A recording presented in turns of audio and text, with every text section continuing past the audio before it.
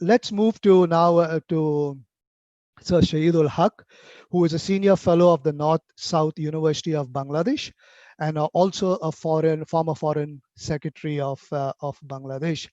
And I have walked, and some of us in this call have walked many steps with him in global, national, regional corridors, working on international frameworks, working on bilateral agreements, discussing on regional processes and things like that. And very often he has been a very strong ally of civil society in the advocacies that we have raised, even in his time as Foreign Secretary. And we're very grateful for that support that we have received from him. But let me put this question to you now, sir. Uh, how can countries of origin, and we heard a little while Sashitaru talk about India and in a certain sense, the helplessness also of countries of origin having to work through their missions and finding ways to leverage and things like that, because missions can't, and then members of parliament have to weigh in and things like that. So there is definitely a kind of weakness in this migration governance program where countries of origin don't seem to have that oomph or that power or that little bit extra that is needed to ensure the protection of the rights of their citizens, the labor rights of their citizens in countries of destination. So the question then to you is, how can countries of origin therefore address this issue? And we've heard that it's pre-existing and will continue to exist. How can they continue to address this issue in migration corridors? And what real hope is there? Have there been any successes that you have been able to negotiate, or Bangladesh, or you know of successes? And what are some of the big challenges if we are going to get this kind of accountability and justice? Sir, over to you. Thank you very much, William, and good to see so many familiar faces after rather a long break.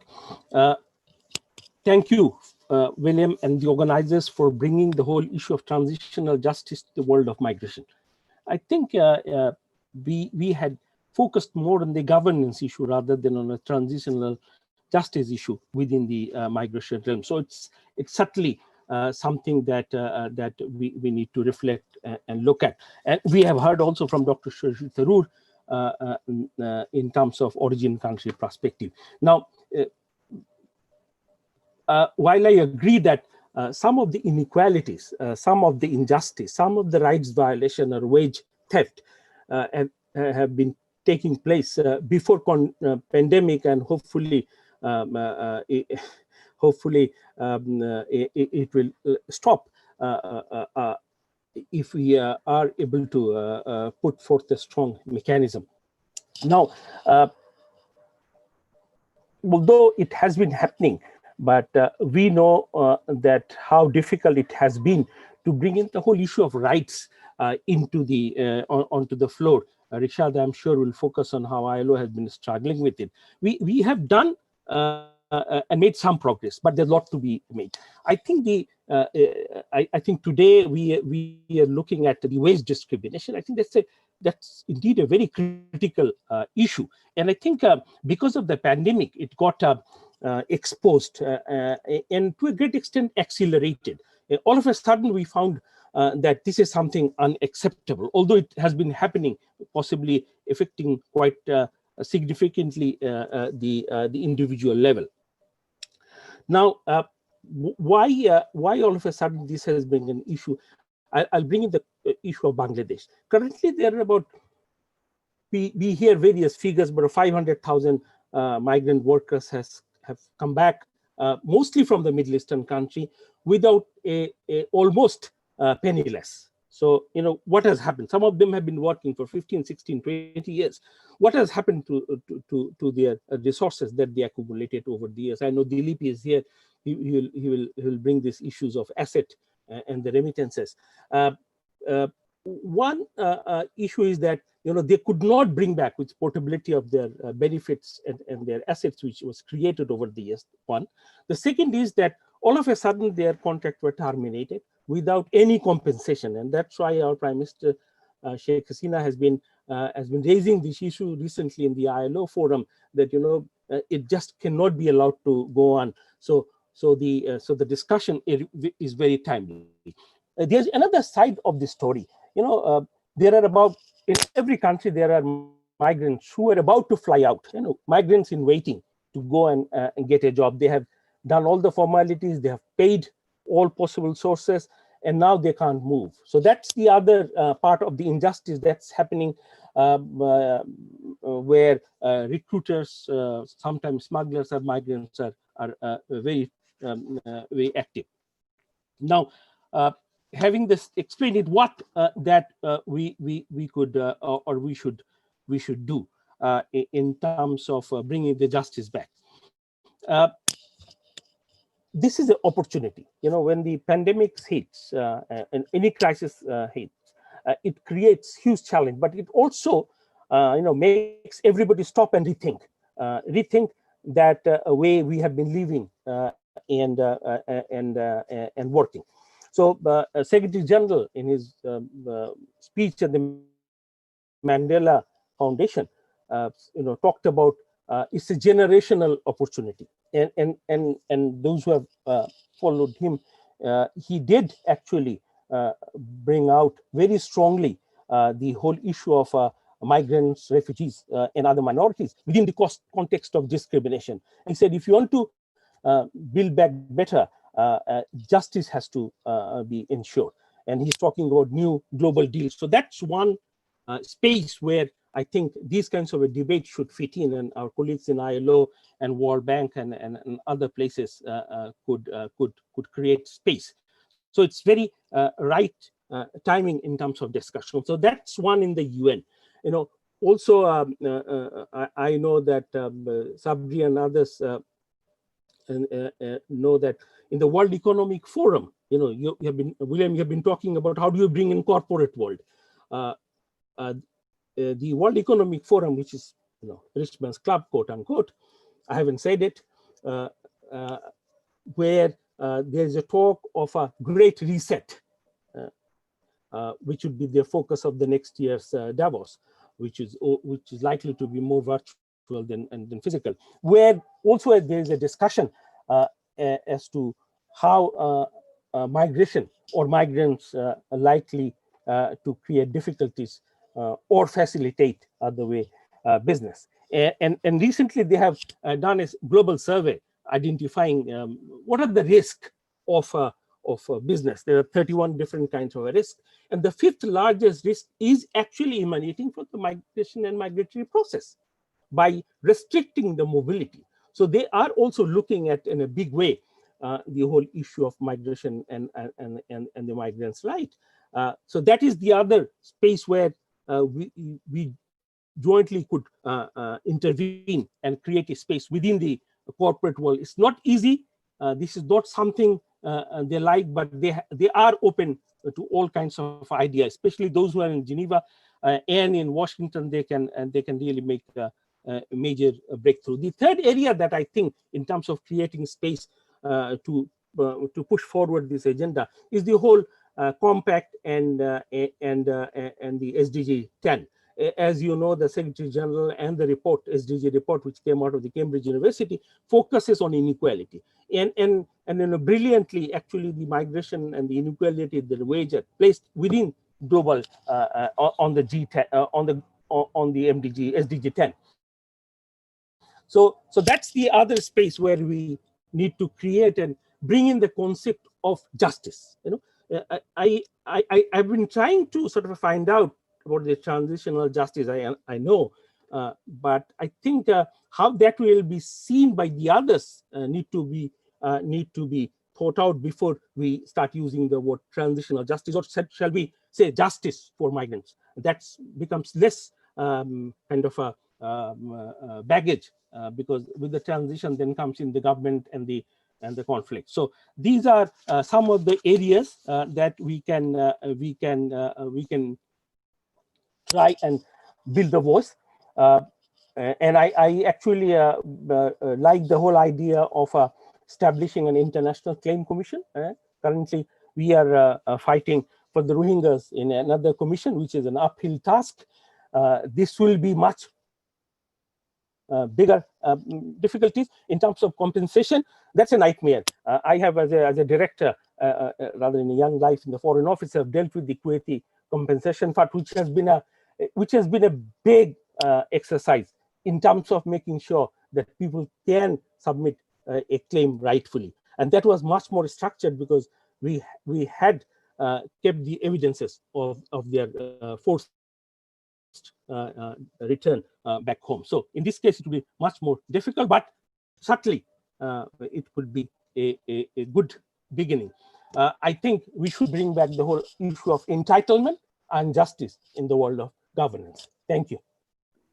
Thank you very much, sir, and thank you for that, for raising the point that we have concentrated on governance and less on rights and justice, and the need to now we talk about building back better to base it on justice, at least to give the foundation of justice to any new programs on migration and governance. And thank you very much for that. I agree with you when it comes to funds and things like that. This will always be a challenge, but it is a challenge that we have to rise up to. Too many have suffered before this. Too many are suffering now, and I must say, we are as MFA, we are already documenting cases of workers who have come back and the suicide situation growing among workers, largely because they are coming back to little or no hope. So it's so important that we take this up. And you have also talked from how you have said that this is a generational challenge, quoting the Secretary General. And I know that you yourself have been calling for the need for us to come back together. And I've heard you in a previous conversation talk about a platform. You yourself had times recognized lack of leadership, and if you'll allow me to say this, at least the way I interpreted it many times was lack of leadership, even within the UN systems kind of thing when it comes to issues of this.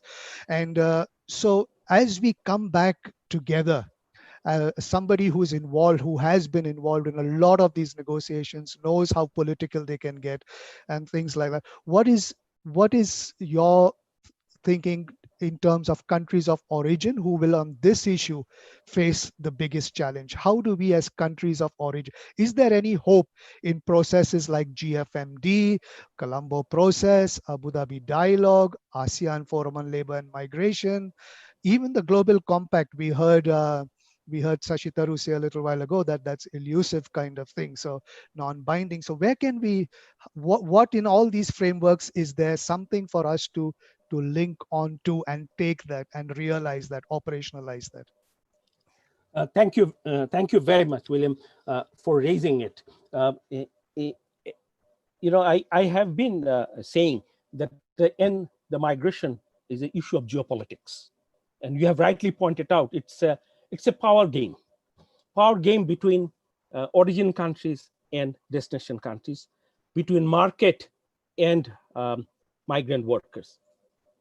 And in both the context, the origin countries and the migrant workers are relatively weaker parties. So because of that, and because essentially it is a political process, at the end, the migrants lose out, number one. Number two is, the origin countries often struggle with a gain that or rights that need to be ensured of their migrants versus their bigger global agenda, which are often known as national interest. So when when Bangladesh is negotiating on this rights issues or wage issues, or even forced return issues, right now I know with I'll not name, with the most of the Middle Eastern countries, they often sort of remain very conservative, that because of a stronger role, either bilaterally or regionally or globally, we might at the end suffer. So that's a manifestation of a power game, which is unlikely to go away. And if it goes away, it is the multilateral forum, which has been weakened. Somebody the other day say it has become dysfunctional. So that we have to keep that in the context. But having said this, also both the SDG and compact, which has been signed by 152 countries, and out of these 152 countries, all the GCC countries are included.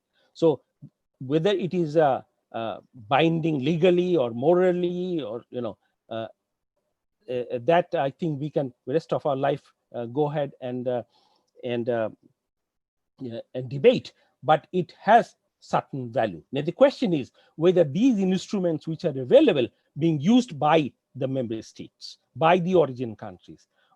Certainly the civil society is very active. I often hear about it, but at the country level I see, this is like any other UN document. Just you adopt it and put it on the shelf. Unless your life is under threat, you don't bring it out. So if that what is our mindset, then it's very difficult to bring a real significant change the way William, we all are thinking now. Having said this, sounding little pessimist, let me be optimist, because I'm a born optimist. I think the way the civil society has pushed the whole human rights issues in the UN forum, human rights of migrant, as you know that there were time when UN colleagues even didn't use the word human rights of migrants together, as if this doesn't go. From there we have moved. So if we start talking about justice, talking about entitlement under a changed circumstances, when we are thinking of that, whatever the way we have been dealing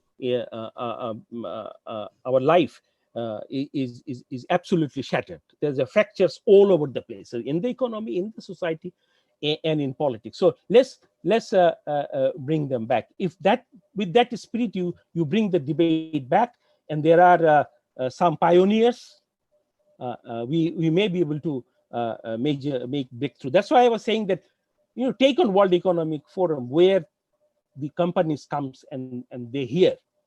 They may not get convinced, but they hear, and there's a long-term impact the moment they see that this is a risk factor for making benefit or profit. They will change also themselves. That's how the change in the industry has come around. 14th 16th century industries were worse than slum conditions, and see some of the things have come in. I'm sure that Rishad will bring some of the things. It is not easy. It's a long process, but we have to take on. Thank you. Thank you, sir, again for that. I like this concept of coming back, building that better with justice as an entitlement. I think that's fantastic for if we take this notion forward as we come out of COVID in relation to migration governance. That would be fantastic. I also am with you, an optimist, in particularly in using these kind of frameworks. I fully agree with you. Right now, at least the compact seems to be more a civil society thing as a stakeholder pushing it. There's been less traction on governments, at least we have seen in two of the regions that we are involved in. But and we see that the UN is relying largely on civil society to take it forward, and how much work, really much more work needs to be done with governments. There's still a big deficit there. But